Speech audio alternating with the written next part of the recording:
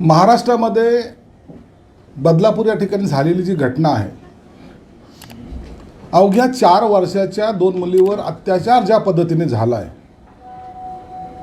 त्याचा सर्व स्तरातून निषेध होतोय। परंतु मला वाटतं तर हे निषेध करणे, एखादा निवेदन देणे, एखादा पोलिसांना कारवाई करणे सांगणं हे आता बस झालं। हे असे जे नराधाम असतात ना, यांना रस्त्यावर चिरडून मारलं पाहिजे। कायदा गेला उडत, मी बोलतोय, जबाबदारीने बोलतोय, एक लोकप्रतिनिधी म्हणून। 4 वर्षाच्या मुलीवर अत्याचार। काही लोकांना कायद्याचा धाक हा कायद्यानुसार जर द्यायचा प्रयत्न केला तर त्यांच्यावर तो फरक पडत नाही। हे नराधामाला रस्त्यावरच मारलं पाहिजे आणि सामूहिक पद्धतीने मारलं पाहिजे। ही भावना प्रत्येक माणसाची आहे, माझी सुद्धा आहे।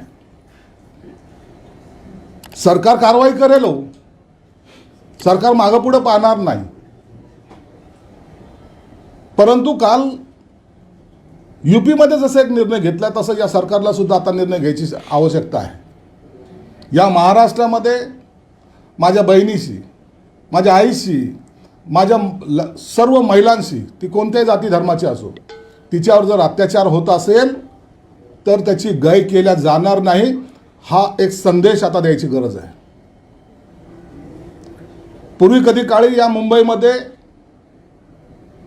जे काही डॉन तयार झाले होते, डी गँग ज्याला म्हणत होते, त्या टायमाला सुद्धा शिवसेना प्रमुखांनी सांगितलं होतं, माझ्या पोलिसाची एकही गोळी वाया जाता कामा नये, डायरेक्ट मारा। त्याच पद्धतीने ह्या नराधामाला सुद्धा आता डायरेक्ट मारायची वेळ आलेली आहे। आता सहनशीलतेचा अंत झालेला आहे। तुम्ही जर पाहिलं तर त्या बदलापूर त्या रेल्वे स्टेशनवर हजारोचा समुदाय आलेला आहे। प्रत्येकाला वाटतं की ज्याच्यावर अत्याचार झाले ती माझी मुलगी आहे, ह्या माझ्या मुलीवर झालेला अत्याचार आहे। आणि म्हणून अशा या गोष्टीला कोणीही, हे बघा, राजकारण करू नका, हो राजकारण करू नका। तुम्हाला निवडणुकीमध्ये काय कशा करायच्यात करा, निवडणुकीमध्ये काय कोणाचे कपडे उतरायचे उतरवा, परंतु ह्या गोष्टीला सर्वांनी एकत्र आलं पाहिजे। ही तुमची माझी सर्वांची जबाबदारी आहे। मग कोणतरी काहीतरी स्टेटमेंट देतील, लाडका बहिणीचे काढलाय, मग आता याच्यावर काय बोलाल, यांची सुरक्षितता करा। अहो, स्वतःहून त्याच्यात इन्व्हॉल्व व्हा, आम्ही तुमच्या बरोबर आहोत। जर असा नराधम जर भेटला ना, त्याला ठेचायचं काम जर पडलं तर पहिलं सुरुवात आमच्यापासून आम्ही करू, परंतु याला हायगय केल्या जाणार नाही, यांना माफ केल्या जाणार नाही। या घटनेचं जे पेव फुटायला लागलेलं आहे, काही आरोपींना किंवा अशा मानसिक विकृतीच्या लोकांना जो आत्मविश्वास त्यांचा बळावत चाललेला आहे, त्याला कुठं पायबंद घातला पाहिजे। एक धाक पोलिसांचा निर्माण झालं पाहिजे।